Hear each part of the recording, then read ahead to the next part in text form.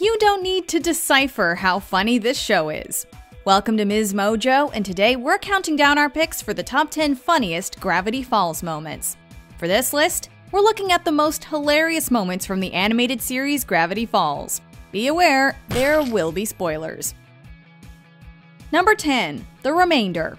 When Dipper can't find a partner to play D&D and more D, he's pleasantly surprised when he learns that the mysterious Grunkle Ford is also into the game. Wait! Is that a 38-sided die from Dungeons, Dungeons, and More Dungeons? Yeah! Unfortunately, an accidental roll of an infinity-sided die leads to the game's villainous mascot, Probabilitor the Annoying, coming to life and kidnapping them. Kneel before me and... snivel! With his stated goal being to eat the duo's brains to steal their intelligence, Probabilitor gives them a hypothetical equation that's also a threat. When asked what the remainder will be, Mabel, who's come to rescue them along with the others, interjects, "Your butt!" The fact that Probabilitor specifies that his posterior isn't part of the equation is especially amusing, and raises a few questions about the math he does. Number 9. The Statue of Liberty. Stan Pines is a lot of things, and diplomatic isn't one of them, which is why it's so frightening for Dipper and Mabel when he decides to run for office. We'll only jump in if he starts doing badly. Hiya there! Stan Pines here!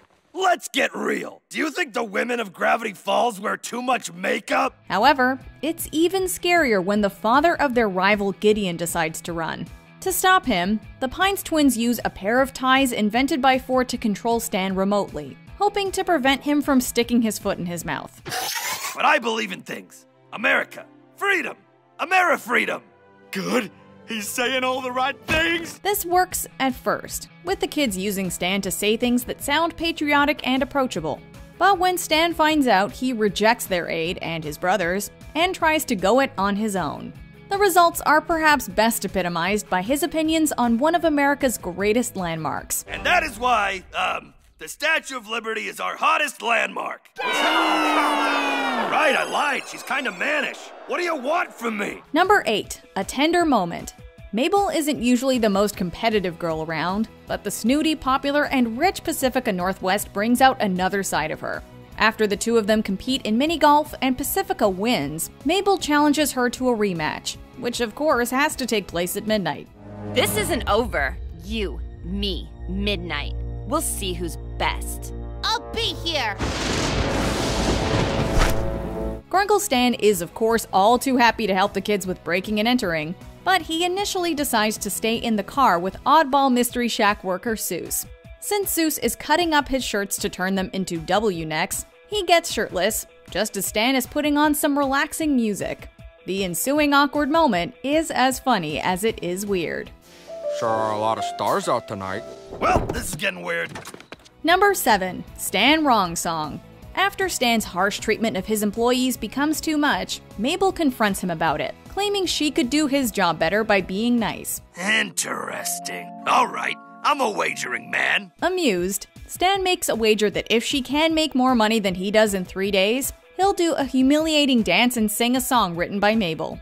Although Stan nearly succeeds, his stint on a game show ends with him losing it all, with Mabel narrowly beating him. Rich, I'm a simple man. So I'm gonna take my winnings, pack my bags, and bet them all on the bonus word! Come on!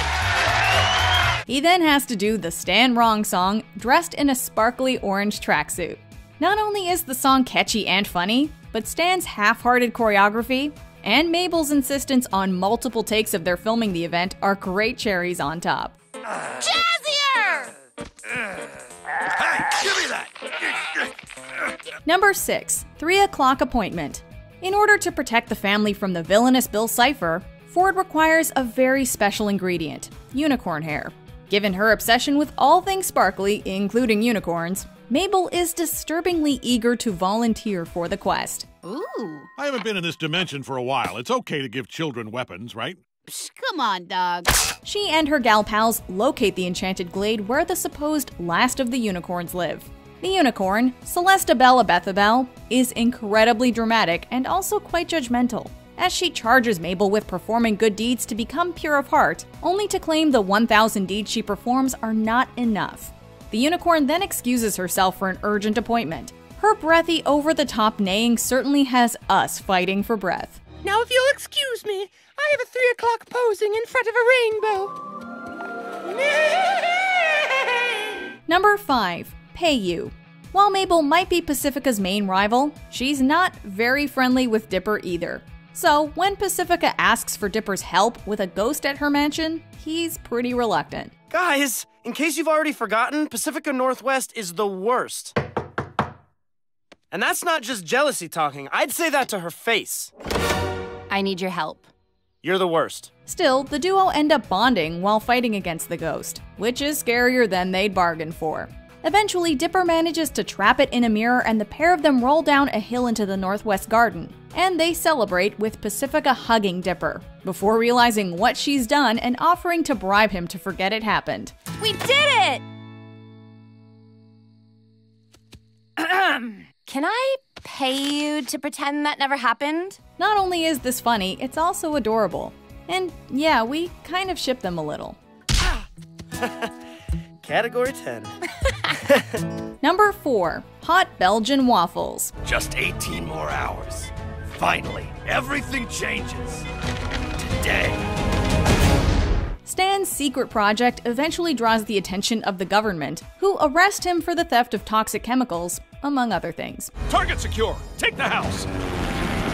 Dipper and Mabel don't believe it for a second and are eager to clear their grunkle's name. The Pines twins locate the security tapes of the night in question. Although Stan's story about restocking initially appears genuine, some fast-forwarding soon reveals a figure in a hazmat suit returning with barrels. Mabel argues that it could be anyone in the suit, but a loud breakfast food-related outburst soon confirms that it's Stan, who then realizes he can use a real swear word since he's alone. The knock on the fourth wall and invented curse make this a favorite. That could be anyone in that suit. God, hot Belgian waffles! Wait, I'm alone. I can swear for real. Son of a... That's him, all right. Number 3. Lost Cameras. A trip to the lake soon leads Dipper and Mabel to set out in search of the local Gravity Falls lake monster, the Gobblewonker. Hoping to use a photo of it to earn some prize money, Dipper buys 17 disposable cameras to avoid the hallmarks of failed monster hunts. That's why I bought 17 disposable cameras. 2 on my ankle, 3 in my jacket, 4 for each of you, 3 extras in this bag, and 1 under my hat. However, his plan soon goes awry as he, Mabel, and Seuss rapidly lose the cameras in a hilarious string of unlikely circumstances. Although the gag continues throughout the episode, to the point where they lose them all, the first sequence is arguably the funniest. Okay, guys, I repeat, don't lose your cameras. Wait, lose the cameras? Don't! Dude, I just threw 2 away. 13! All right, we still have 13 cameras. 12. Number 2. Marriage is Terrible. Although Mabel and Dipper end up monster hunting at the lake, they're originally taken there by Stan, who hopes to spend some time bonding with his grandniece and nephew. So what do you say? We made the right choice! However, when they depart, he's left to try to find companionship with the other people in the area. It doesn't go so well. From jealousy at old-timers who are bonding with their young family, to inappropriate attempts to bond with someone else's kids, Stan's lake encounters are all pretty funny. Why are you talking to our son? If you don't leave right now, I'm calling the police! But easily the most hilarious is his attempt to tell a bad ex-wife joke to a man getting ready to propose to his girlfriend. It's the extra attempt at the punchline and his little arm swing that really sell it. My ex-wife still misses me, but her aim is getting better. Her aim is getting better. You see, it's funny because marriage is terrible. I'm still laughing at all these jokes, and it's been years. Before we get to our top pick, here are a few honorable mentions. Mayoral Process. Gravity Falls elections are based on 2 events. The Wednesday stump speech, held on an actual stump, and the Friday debate, wherein townsfolk throw birdseed at the candidate they liked most. At the end, they release a freedom eagle who will fly to the candidate covered in more seed and bestow a birdly kiss upon him, anointing him mayor. Sleeping Under the Stars. Sleeping under the stars. Not bad. Get off! Get away!